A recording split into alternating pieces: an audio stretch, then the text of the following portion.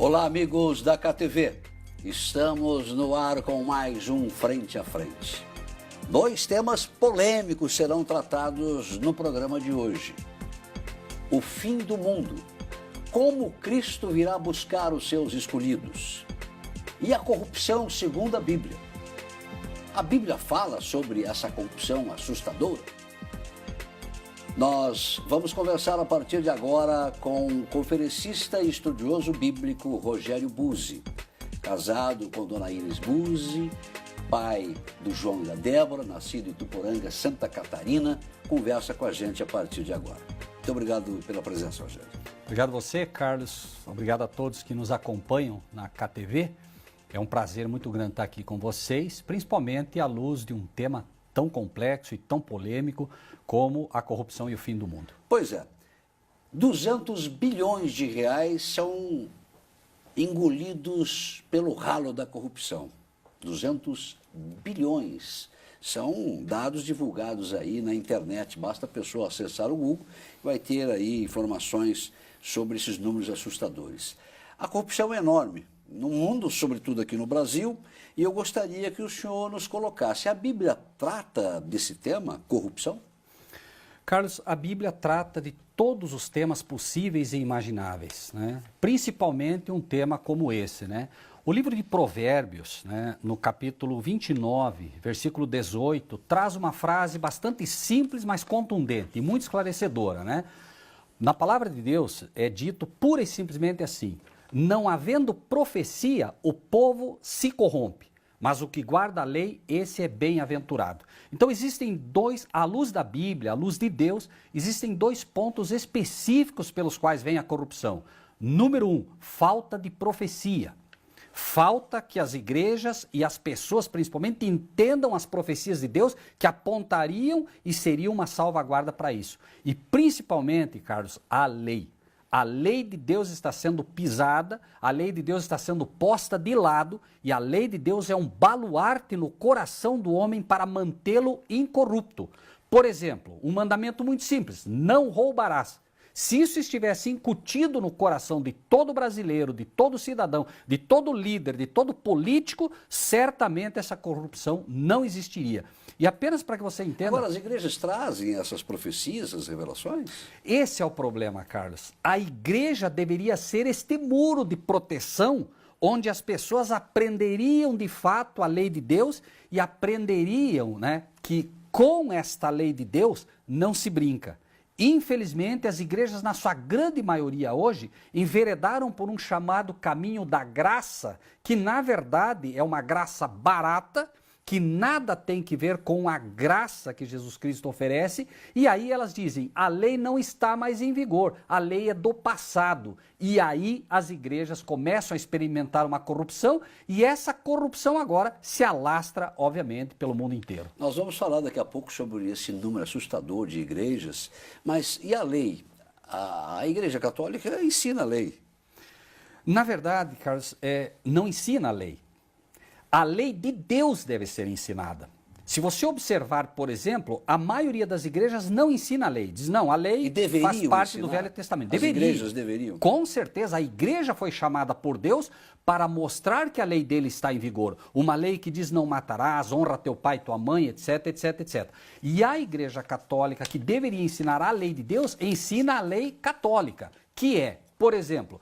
um Deus que diz, né, um exemplo muito simples: não farás para ti imagem nem semelhança alguma do que há em cima no céu e na terra. Esse mandamento foi tirado de Deus, foi tirado da Bíblia, e em si esse mandamento ele não aparece no cânon dos mandamentos católicos. E outro mandamento muito simples, né, a palavra de Deus diz: lembra-te do dia de sábado.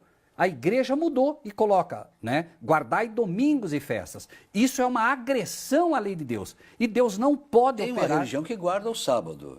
Existem hoje, existem os adventistas, existem os batistas do sétimo dia, existe a Igreja dos Meninos de Deus. São igrejas que estão tentando manter a lei de Deus no seu devido lugar, certo? Mas elas são mínimas, Carlos, são mínimas. Olha, nós tivemos na eleição passada agora para prefeito, o candidato Silvio Barros, né, irmão do ministro Ricardo Barros. Isso, muito bem. Ele se prejudicou. Que hoje é ministro, né? Se prejudicou na eleição, né? O irmão do ministro se prejudicou em Maringá, porque a RPC realizou o debate no sábado e ele não compareceu.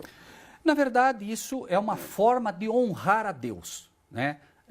Aos olhos do mundo ele foi prejudicado, aos olhos de Deus ele foi exaltado e pode ter certeza, né? O céu viu isso com bons olhos, Carlos. A lei de Deus, quando colocada no seu devido lugar, simplesmente é uma transcrição daquilo que Deus disse. Dai a César o que é de César e a Deus o que é de Deus. O Carlos Moraes respeita a sinalização de trânsito, o Carlos Moraes é um bom cidadão, ele procura guardar as leis do município, até onde essas leis não façam com que ele agrida a lei suprema de Deus. No momento que as leis te fazem agredir a lei de Deus, você está com um problema e você deve decidir. Ele decidiu por honrar a lei do Criador. Será com certeza beneficiado por Deus através disso. Meu caro conferencista Rogério Buzzi, não dá para entender esse número assustador de igrejas pelo mundo. 45 mil e 5 mil só no Brasil. 5 mil nomenclaturas. Isso, aquelas cadastradas, porque às vezes você tem no fundo do quintal, na esquina, né? Como encontrar a melhor igreja? O que o senhor tem a dizer sobre esse número assustador de templos? Carlos, Deus está em todas? Jesus morreu na cruz porque ele teve coragem de desafiar o sistema. O sistema que hoje está implantado nas instituições eclesiásticas, é preciso, Carlos, que as pessoas entendam a diferença entre uma instituição eclesiástica e uma igreja. Igreja somos nós, igreja somos eu e você. Igreja só existe quando se cumpre o que Jesus disse. Quando 2 ou mais pessoas estiverem reunidas em meu nome, eu me farei presente. Uma igreja é formada de 2 ou mais pessoas que Cristo está presente entre elas. Não se faz através de uma instituição. Uma instituição eclesiástica, tenha ela o nome que tiver, 5 mil, 10 mil, 100 mil membros, se não estiver em Cristo, de fato, não é uma igreja. É um clube social, é uma instituição, é qualquer coisa, mas não é uma igreja. E aí, Carlos, acontece que você acaba de falar. As igrejas hoje, elas defendem doutrinas próprias. Eu fiquei bravo com o pastor, eu vou lá e fundo uma igreja. Eu fiz teologia, vou lá e fundo uma igreja. E eu não prego o que Cristo ensinou. Há uma diferença enorme hoje entre ser membro de uma igreja e entre ser cristão. Cristão ensina o que Cristo ensinou, não ensina o que as igrejas ensinam hoje. E só, Carlos, para que fique isso assim bastante claro para quem nos ouve, né? Eu não sou contra a igreja, eu sou contra as instituições que ensinam o erro às pessoas, como foi na época de Cristo. Para você ter ideia, Cristo morreu porque os pastores da época gritaram crucifica-o. E os membros de igreja foram atrás. Os verdadeiros cristãos jamais diriam crucifica-o. Então hoje nós temos isso. João 17:3. E a vida eterna é esta, que te conheçam a ti só, por único Deus verdadeiro, e a Jesus Cristo a quem enviaste. Conhecer a Deus e conhecer a Cristo é ser um cristão. Não é fazer parte de uma igreja que torna você um cristão. O senhor não defendeu até aqui nenhum templo, né? O senhor está se colocando como estudioso da Bíblia, como conferencista bíblico. Agora, não temos igrejas certas, né? Não existe nenhuma igreja certa. Em que igreja acreditar? Que igreja eu posso buscar? Ou a pessoa que está nos acompanhando pode buscar? Eu preciso conversar com Deus. Ela pode ser apenas uma estudiosa bíblica ou ela deve buscar um templo, deve procurar um templo? E tem alguma igreja séria que se pode confiar, na visão do senhor? No livro de Isaías, porque assim, é muito fácil colocar a minha visão, Carlos, mas a questão é o que Deus diz a respeito disso. Pode ver que eu cito textos bíblicos para que não seja eu falando, né? A Bíblia é a palavra de Deus, Carlos. A Bíblia é a palavra de Deus. Não é a voz do pastor, não é a voz... Mas nós temos distorções da própria Bíblia. Com certeza, e esse Como é o grande buscar, problema. por exemplo, a Bíblia que chega mais próxima ao original? Veja, primeiro, Aquele Carlos, que os discípulos escreveram. Ótimo. Primeiro, quanto à tua pergunta, né? Existe igreja certa? Olha o que diz o livro de Isaías no capítulo 4. 4:1. 7 mulheres. Mulher em profecia é igreja, Carlos. Mulher é igreja. Jesus comparou a sua igreja com a mulher. Maridos, amai vossas mulheres como Cristo amou a sua igreja. Então, 7 mulheres, que é o número da plenitude. Nós vamos encontrar cartas a 7 igrejas no Apocalipse, porque o número 7 representa todas as igrejas existentes na terra. 7 mulheres, 7 igrejas naquele dia dirão: nós comeremos do nosso próprio pão, nós comeremos do nosso próprio pão, nossa própria doutrina, e nos vestiremos de nossas vestes. Tão somente queremos ser chamadas pelo teu nome. Essa profecia, Carlos, ela mostra claramente que as igrejas estariam todas corrompidas, não ensinariam o verdadeiro pão da vida, abririam a Bíblia, colocariam o nome de cristãs numa placa, mas não ensinariam o que Cristo ensinou. Dariam do próprio pão dela para comer. São as doutrinas falsas, as doutrinas próprias. E, finalmente, nos vestiremos do que é nosso, ou seja, nada com a justiça de Cristo. O que você mais ouve hoje de muitos cristãos enganados e crentes é: eu sou bom, eu não mato, eu não roubo, eu não faço isso, eu não faço aquilo. Isso é justiça própria e é abominável aos olhos de Deus. O homem é pecador, é falho e ele precisa da justiça de Cristo para que ele possa realmente ser visto por Deus como um cordeiro, como deve ser. A Bíblia foi escrita aí há 3.000 anos, né? Os discípulos já escreviam a Bíblia já com a convivência ali com Jesus Cristo, com as profecias todas. E aí de lá para cá nós tivemos a transcrição, né, e a tradução da Bíblia em todas as línguas do mundo. Como buscaram uma Bíblia que se aproxime dos originais, daquilo que foi escrito? Na verdade, Carlos, a Bíblia... Ou o senhor acredita que não tivemos distorções? A Bíblia é tão perfeita que, embora hajam distorções, sim, e mais do que isso, no livro de Apocalipse, no capítulo 21, Deus dá uma sentença. Aquele que acrescentar algo às palavras desta profecia, eu acrescentarei as pragas neste livro. E aquele que tirar alguma coisa dessa profecia, eu tirarei a parte dele da árvore da vida. Então Deus já sabia que iam tirar e que iam acrescentar. E que traduziriam mal muita coisa. Mas Deus é um Deus tão perfeito que ele diz o seguinte a cada um de nós: essa é minha carta de amor. E ele diz assim: daqui vocês não passam. Então pode mexer quanto quiser. Aquele que buscar na Bíblia vai encontrar a verdade. Carlos, eu não sou melhor do que ninguém, mas acreditem, eu já li textos extremamente complicados da Bíblia e eu dizia a Deus: Senhor, isso aqui não parece ser seu, não parece. E quando você vai estudar, existe uma palavrinha que foi colocada ali que não faz parte do original. Ninguém precisa disso tudo. As pessoas simplesmente devem aceitar a Cristo como seu Salvador e crer que esta é a palavra de Deus. Fazendo isso, elas estarão seguras em Cristo, seguras em Deus, porque Ele garante que Ele vai instruí-las através da sua palavra. Olha, eu quero fazer uma colocação e que já me deparei com muitas pessoas com esse sentimento. Eu quero dar um exemplo próprio aqui. Meu pai é da Assembleia de Deus há 80 anos, está com 92 anos, foi criado na Assembleia de Deus.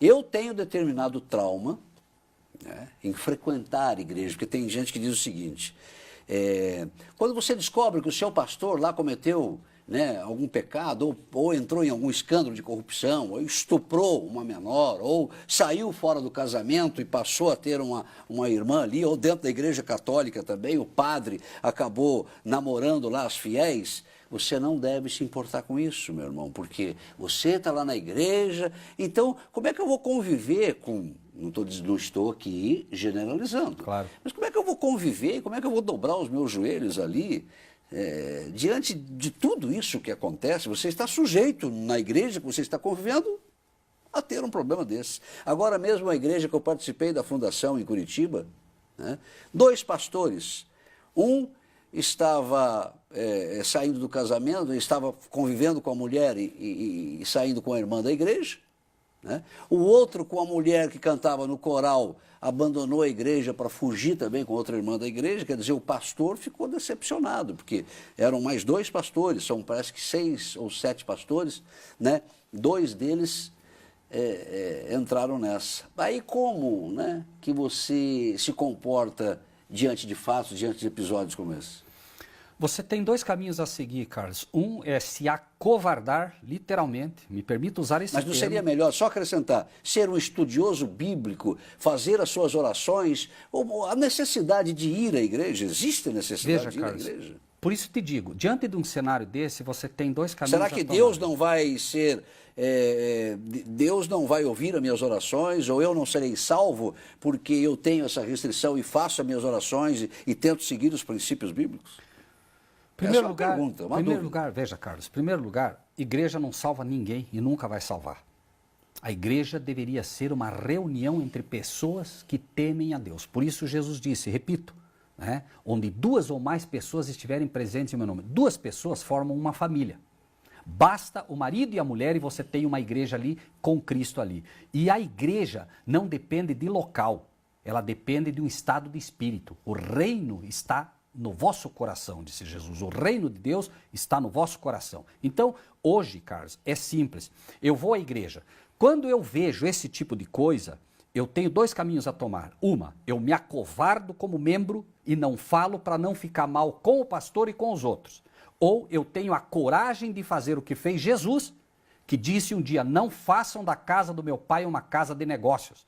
A questão não é nem só o adultério. Olha o que está aí, Carlos, de gente... Pastor ou padre, né? Gente... Ou qualquer outro líder. Não, tudo. Saiu o filme agora, Spotlight, não sei quantos tiveram a oportunidade de ver, onde se descobriu milhares de casos de pedofilia na Igreja Católica. O próprio Papa Francisco está apavorado com a situação da Igreja Católica. Né? Hoje não é uma situação apenas da Igreja Católica, hoje é como você falou, vários pastores. Por que acontece isso? Corrupção do gênero humano, corrupção de pastores que não ensinam a lei de Deus. Voltamos ao ponto-chave, Carlos. Qual é o problema? A lei de Deus está sendo pisada. Uma lei que, inclusive, traz no seu bojo, não adulterarás. O adultério com a mulher, o adultério é ruim. Pior é o adultério espiritual, daqueles que ensinam e adulteram a palavra de Deus. E o que está acontecendo é apenas o resultado natural do afastamento de Deus e das leis de Deus. Certo? Agora, esses líderes, padres, bispos, pastores, são formados em teologia. Perfeito, Carlos. Você falou muito bem.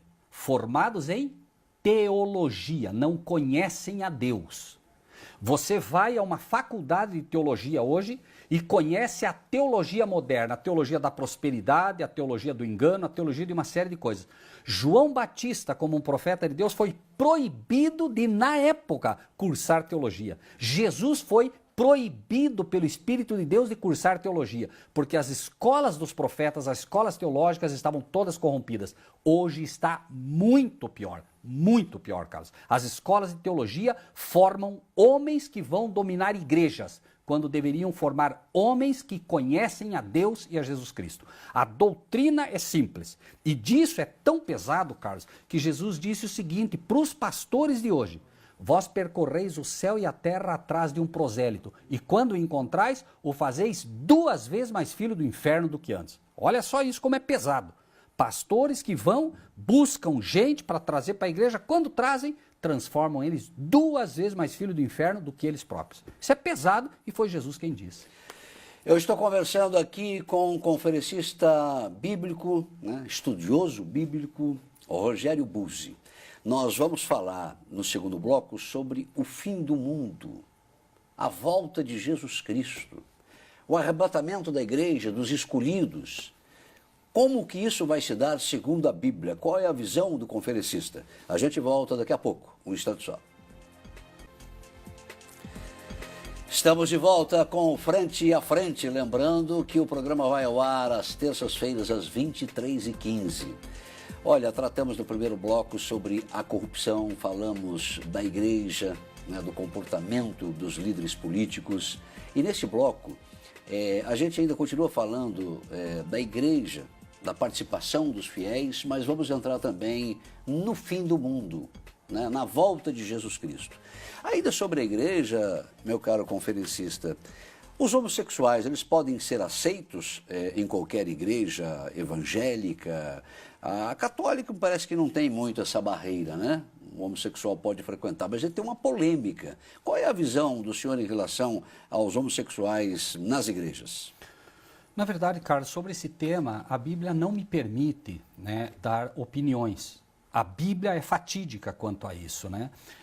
A Bíblia diz o seguinte, inclusive, em relação a isso. Se alguém deseja o episcopado, se alguém deseja ser, né, um pastor, um sacerdote, excelente obra almeja.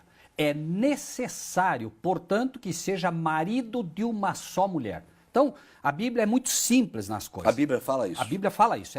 Então, é necessário que seja marido de uma só mulher. Mas a Bíblia fala também dos efeminados. Fala, Romanos 1 fala claramente contra. Mas a questão é a seguinte, a igreja então pode aceitar os homossexuais? Pode e deve.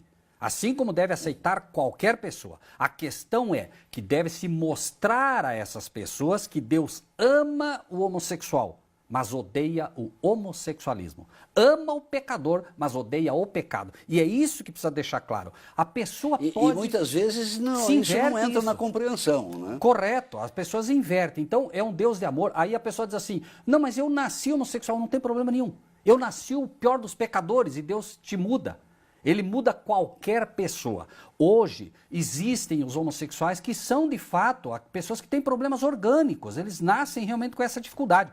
Mas Deus promete que muda. Ele muda, de fato. Ele diz, inclusive, né, que aquilo que é impossível aos homens é possível a Deus. Então, independente de sexo, a pessoa pode seguir os princípios bíblicos. Pode e deve. Agora, também tem um outro ponto, Carlos, que é mais pesado do que isso. Hoje, nós, infelizmente, temos igrejas onde pastores, entre aspas, são homossexuais, casados, homem com homem, mulher com mulher, né? Isso, aos olhos de Deus, não é aceitável. Veja bem, a pessoa diria, mas em função da Constituição da Família que o senhor acabou de citar. De como Deus quer levar a sua igreja, ou seja, o cristianismo ele é formado desta maneira. Agora, claro, a pessoa diz, não, mas eu quero ter uma igreja e quero ser homossexual, sem problema nenhum. Só não imagine que isso é cristianismo. Isso é qualquer coisa, menos o cristianismo. Sobre o fim do mundo, Cristo, segundo a Bíblia, vai voltar. Ninguém sabe a hora, mas ele vai voltar. Vai voltar, isso é um fato. E, na verdade, Carlos, é curioso que você faça esse link. Por quê? Porque não se pode falar do fim do mundo sem falar da corrupção, sobretudo das igrejas. A volta de Cristo é justamente para estancar o estado de corrupção. Então, se alguma pessoa hoje nem conhece a Bíblia, mas ela consegue acreditar pelo que vê nessa corrupção que está aí, é simples para ela entender que Deus não vai permitir muito mais esse estado de corrupção, onde o pobre hoje é defraudado, onde o cidadão nasce com débitos violentos. Carlos, é só ver o que está acontecendo e nós entenderemos. Mas, principalmente, o problema maior é a corrupção das igrejas, Carlos, das igrejas. No livro de Mateus, no capítulo 24, falando exatamente desse tema do fim do mundo, o que aconteceu foi simples, né? Ali diz que Jesus estava saindo do templo e os discípulos foram mostrar para ele a estrutura do templo. Senhor, olha que bonita a nossa igreja. E Jesus disse, não vai ficar aqui pedra sobre pedra. Os discípulos então perguntam, Senhor, que sinal haverá da tua vinda e do fim do mundo? Veja que estão linkados os dois assuntos, a vinda de Cristo com o fim do mundo. A vinda de Cristo vem exatamente para resgatar os seus desse mundo de corrupção, porém, antes que isso ocorra, de fato, todos serão avisados sobre esse evangelho eterno. Então, o fim do mundo é uma realidade, é bíblico e ele acontecerá exatamente por esse estado de corrupção. Agora, a vinda de Jesus Cristo, segundo a Bíblia, vai culminar com o fim do mundo? Exatamente isso. Vai coincidir com a vinda dele e acaba o mundo? Exatamente. Na verdade, Cristo quando vem como fogo consumidor, porque ele vem na glória do Pai. Ah, mas ele vem consumir pessoas? Não, vem consumir o pecado. Lembre-se do dilúvio, Carlos. Por que Deus permitiu o dilúvio? Para acabar com o pecado, não com o pecador. Mas o pecador escolheu o pecado. É como se eu dissesse, Carlos, aqui tem gasolina. Vão derramar sobre você e você vai pegar fogo. Aí você diz assim, não, mas eu prefiro ficar com a gasolina. O pecado é combustível. Então hoje nós temos a oportunidade de transferir esse combustível, esse pecado para Cristo. Para que quando ele vier como fogo consumidor, eu não queime. O que tem que queimar é o pecado, não é o ser humano. O que tem que queimar é o pecado nesse mundo. Mas as pessoas se agarram ao pecado, queimarão com ele. Olha, não é aconselhável se comparar, né, os poderes de Deus, né, os princípios de Deus com a nossa vida terrena. Mas eu quero aqui fazer uma pergunta. Em relação aos escolhidos, porque a Bíblia, eu gostaria que o senhor confirmasse, ela diz aí que poucos serão os escolhidos, ou seja, poucos serão aqueles, né, que Jesus vai levar para viver no paraíso, para viver na glória. Nós fomos criados à imagem e à semelhança de Deus. Eu comparo uma família de 10 filhos, se ele tem lá um que tem problema, se ele tem o outro, se está pegando fogo, como o senhor colocou aí, num barracão, ou numa casa, ou num lugar, então você deixa aqueles dois lá, porque são do pecado, e vai levar só aqueles outros que seguiram um melhor caminho, que estiveram no melhor caminho do Pai, que estiveram respeitando o Pai. Você acha que Deus quer isso, deixar, né, a maioria queimando no fogo do inferno, para levar somente poucos? Em primeiro lugar, Carlos, é preciso... Não sei se eu fui claro na minha Muito colocação. claro, muito claro. Em primeiro lugar, é preciso desmistificar essa ideia errônea de que pessoas vão queimar por toda a eternidade. Isso não é verdade? Isso é um crime contra Deus. É um crime, Carlos, que se faz. Por isso digo das doutrinas erradas. As doutrinas hoje, que se dizem cristãs, apresentam um Deus que vai deixar o sujeito queimando por toda a eternidade. Isso é mentira e faz de Deus um tirano. O inferno bíblico, Carlos, bíblico, o inferno bíblico é simples. Deus chama a todos para que entregue. Eis o Cordeiro de Deus que tira o pecado do mundo. A pessoa se entrega a Cristo e entrega os seus pecados a Ele. Não há nenhuma razão para que ela seja destruída. Mas as pessoas, como disse, preferem o pecado. E aí elas não se entregam a Cristo. Finalmente, repito, quando Cristo vier, Cristo não vem para queimar ninguém. O sol, por exemplo. Mas muitas igrejas falam isso. Sim, porque estão erradas, Carlos. Não tem, é o que falamos. Mas elas não tem igrejas que falam isso? Elas ensinam, claro, muitas, a maioria. Elas ensinam o inferno a arder eternamente. Isso é contrário ao amor de um Deus. O que Deus diz é, Carlos, vem até mim e eu quero te proteger. O sol vai aquecer 7 vezes mais, Carlos. Você precisa da minha proteção. Você diz assim, Senhor, eu não quero a sua proteção. Deus não pode fazer por você o que ele gostaria agora. Ele vai esconder no seu pavilhão aqueles que o aceitam. Mas ele deu o livre-arbítrio. É como seu filho. Você diz, filho, não atravesse a rua que o carro te pega. Ele diz, eu vou atravessar, eu corro mais que o carro, papai. O que vai acontecer com ele se ele te desobedece? É culpa tua daí se o filho é atropelado? Não. Os filhos hoje, as pessoas hoje, preferem viver da forma como querem. Morrerão da forma que escolheram. Isso está profetizado. Claro, Carlos, está profetizado. É o que você falou. Deus diz, eu não tenho prazer na destruição do ímpio. Deus não tem prazer nenhum assim como nós. Imagine, Carlos, a tua filhinha, você em algum momento sentiria algum prazer em ver tua filha sofrer? Nada. Mas Deus deu o livre-arbítrio, as pessoas precisam entender isso. Ele não vai interferir no teu poder de escolha. Você diz, eu prefiro seguir Satanás, siga. Eu prefiro seguir o pecado, siga. Deus te deu o livre-arbítrio. Ele não vai te salvar na marra. Ele faz uma escolha. E é o que você falou. Vinde a mim, todos que estão cansados e oprimidos. Jesus dizia, vem e segue-me, certo? O que é esse muitos serão chamados, poucos os escolhidos? É você quem faz a escolha. Muitos são chamados, diariamente Deus está chamando as pessoas. Olha o que está acontecendo, olha a corrupção. Por favor, venham até mim. Essa corrupção vai trazer a destruição do mundo. Por favor, venham até mim. E eles não vão, não vão. Finalmente, Deus não poderá protegê-las. Olha, estamos conversando aqui com o estudioso bíblico Rogério Buzzi, né?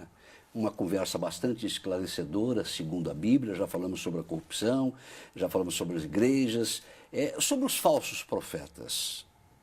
O que o senhor tem a dizer? Carlos, a Bíblia... O que a Bíblia quer dizer quando ela fala em falsos profetas? Falsos profetas são aqueles que ensinam falsidades, fazendo-se passar por profetas, fazendo-se passar por pastores. Carlos, tristemente é o que mais tem hoje. Tá? Obviamente, uma rápida olhada na internet, coloque lá falsos pastores. Carlos, você vai ver pastores hoje derrubando milhares de pessoas nas igrejas. Isso não tem nada a ver com Deus. Você vai ver os pastores metralhadora, pastor peão, pastor pisando, literalmente pisando nas pessoas. Você vai ver igrejas inteiras rodopiando como um terreiro de macumba. Carlos, você vai ver coisas absurdas. Nós temos também os falsos milagres? Com certeza. Tanto é verdade que chegarão pastores, ministros, que dirão para ele, Senhor, em teu nome expulsamos demônios, fizemos milagres. E ele vai dizer, apartai-vos de mim os que praticais a iniquidade, eu não conheço vocês. Os falsos pastores, Carlos, são principalmente não os que fazem esses milagres que estão por aí. Os falsos pastores são os que abrem a Bíblia e com a Bíblia aberta ensinam o erro. A pessoa pensa que está aprendendo na Bíblia e não está aprendendo, porque ele cita a Bíblia, mas ele dá uma interpretação errônea a ela. Esses são os mais perigosos. Nesse campo, quais são os principais problemas da igreja? Carlos, seria difícil enumerar todos aqui, porque o inimigo, só a Igreja Católica, no período de 538 a 1798, criou mais de 1000 dogmas errôneos. Mais de 1000, sabe o que é isso? Então, assim, as igrejas, de um modo geral, Carlos, de forma muito rápida, imortalidade da alma é um erro. A alma não é imortal, o ser humano é mortal, né? O domingo, no lugar do sábado, certo? A falsa justificação pela fé, a trindade é um erro crasso que as igrejas ensinam. Enfim, são muitas as heresias, Carlos, que hoje as igrejas estão ensinando como se fossem bíblicas. O que o senhor tem a dizer sobre o arrebatamento das igrejas? O que a Bíblia quer dizer sobre isso? O arrebatamento, Carlos, ele é bíblico. O problema é que o que não é bíblico é o que se chama de arrebatamento secreto. Ensina-se que antes de vir a perseguição, antes de vir o problema, as igrejas ou o povo de Deus será arrebatado. Isso é um erro. O apóstolo Paulo fala claramente que depois nós, os que ficarmos vivos, seremos arrebatados. Ele mostra claramente, então, primeiro a ressurreição dos que morreram em Cristo. Daí ele diz, nós de maneira nenhuma precederemos os que morreram em Cristo, porque eles serão ressuscitados. Depois nós, os vivos, seremos arrebatados. Então o arrebatamento é bíblico, porém o arrebatamento secreto, que é ensinado pela esmagadora maioria das igrejas, não é correto e não é bíblico. Como escapar? O que fazer? Carlos, não existe assim milagres no sentido de que você vai escapar pura e simplesmente olhando para o céu. É preciso, número 1, de seguir o que a Bíblia ensina. Conhecereis a verdade e a verdade vos libertará. E a pessoa diz, mas eu conheço a Cristo. Não, é preciso conhecer a verdade. Embora Cristo seja o caminho, a verdade e a vida, ele também disse, a tua palavra é a verdade. A Bíblia é a verdade. Quer escapar? Leia, estude, conheça a Bíblia. A Bíblia é uma carta de amor de um Deus, de um Pai que nos ama. E ele não deu essa carta de amor para bonito. Ele deu para que as pessoas estudem e conheçam o caminho da salvação. Por isso diz no livro de Timóteo também, que desde a tua meninice sabe as sagradas letras que podem te fazer sábio para a salvação. A Bíblia é o caminho que leva-nos a conhecer a Cristo e, por sua vez, conhecer a salvação. Nós vivemos aí uma violência desenfreada, a corrupção, o senhor já tratou desse tema aqui. O mundo está em constante turbulência, as pessoas não se entendem mais, né? Deus coloca isso na Bíblia e se as pessoas estivessem mais próximas a Deus, nós teríamos um mundo melhor. Deus leva em consideração o comportamento, os pecados para enviar o seu filho de volta para que ele venha ou não. Ele virá de qualquer maneira, mesmo que todos, de repente, resolvam seguir os princípios da Bíblia. Carlos, infelizmente... Uma pergunta complexa. Muito boa. Infelizmente, isso não vai acontecer. Deus não trabalha com si. Deus trabalha com o que está escrito. Ele trabalha com o que é correto. Não há si na palavra de Deus, não há eu acho na palavra de Deus. A palavra de Deus mostra que Satanás foi expulso do céu exatamente por tentar implantar um governo diferente. Veio a essa terra, implantou o seu governo aqui. O que nós vemos é o resultado do que Satanás queria fazer no céu. O céu é um local tranquilo, limpo, não tem nada disso aqui. Isso que nós vemos aqui na terra é fruto, repetimos, do pecado, do governo que Satanás implantou aqui, e Deus vai dar um basta nesse governo, porque obviamente ele está cansado de ver os seus filhos sofrer. Deus não quer ver seus filhos mais sofrendo e vai dar um basta nisso. E a resposta, no final das contas, Carlos, é simples. Ele viu o estado do mundo e enviou o seu filho. Já provou que ele é bom. A Bíblia diz, Deus prova o seu amor para conosco em que enviou o seu filho. Então Cristo já veio, já morreu, fez o que precisava fazer para nos salvar e nós agora só temos um caminho, aceitar o que ele fez, para que possamos, de fato, um dia morar nas eternas mansões celestiais. Essa é uma promessa bíblica, Carlos. Afora toda a crença que qualquer um possa ter. Jesus já fez o que tinha que fazer pelo ser humano. Resta a nós aceitar este sacrifício, que é simples de tudo, mas as pessoas são desviadas dia a dia desse sacrifício porque preferem seguir a sua igreja. Nós temos 3 minutos, eu vou deixar aí para o conselho final o que o senhor tem a dizer às pessoas que estão nos acompanhando, que estão nos assistindo. Carlos, eu apenas gostaria de dizer que é muito fácil para as pessoas, de repente, olhar, né, e talvez até questionar isso, e elas fariam muito bem. Primeiro lugar, né, não acreditem em mim. Não acreditem em mim. Não acreditem no que se falou aqui.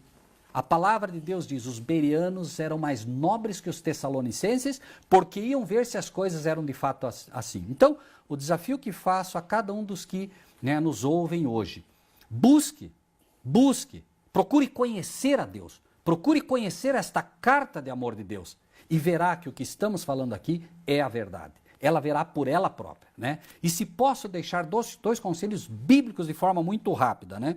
Jeremias, no capítulo 7, no versículo 4, diz, não vos fieis em palavras falsas, como templo do Senhor é este. Jesus disse que Jerusalém seria destruído. Os cristãos que aceitaram saíram no tempo certo. Saíram, né? E foi completamente destruído o templo, e todos que se agarraram dizendo, templo do Senhor é esse, Deus não vai destruir, foram mortos, Carlos. Terrivelmente mortos. Jesus já havia dito, saiam. Hoje o chamado é o mesmo. Apocalipse 14 faz um chamado. Saiam de Babilônia. Saiam das igrejas que estão ensinando esses erros doutrinários. Saiam delas. As pessoas estão se agarrando dizendo, templo do Senhor é este. Enquanto estivermos aqui dentro, nada nos acontece. Será destruído. Jesus disse, não vai ficar pedra sobre pedra. Jesus levará pedras vivas para o céu. Não vai levar templos, Carlos. É a mim e a você que ele aguarda. Não serão templos. E os templos hoje têm roubado o coração das pessoas. E finalmente, Carlos, conhecereis a verdade e a verdade vos libertará. Não é conhecereis a igreja, não é conhecereis o pastor, não é conhecereis o padre. Às vezes nós falamos para as pessoas verdades bíblicas, deixa eu consultar o meu pastor. Pastor é Cristo. Nós somos apenas ministros se ensinamos a palavra de Deus. Senão, nem isso somos. Para fecharmos o programa, a Bíblia revela de que maneira Cristo voltará? Sim, a Bíblia mostra claramente que Cristo virá e todo olho verá. O problema, Carlos, é se eu estarei pronto quando ele vier. O que vai acontecer de forma muito simples é, aqueles que o aceitaram e procuraram seguir as pegadas dele, não o que o pastor ou a igreja disse novamente. Ele disse, ide ensinando o que eu vos tenho ensinado. As pessoas, né, hoje estão ensinando o que elas aprendem nas igrejas. E aí vem o problema. Então, hoje nós somos preparados por esse manual de Deus. Ele é que nos prepara para que quando Cristo venha, literalmente nas nuvens do céu, estejamos prontos para Ele. Esse é o caminho. E é, Carlos, repito, simples. É uma aceitação simples que se faz e se coloca no coração o firme desejo de conhecer a verdade dele pela Bíblia. E aí, nós certamente estaremos seguros.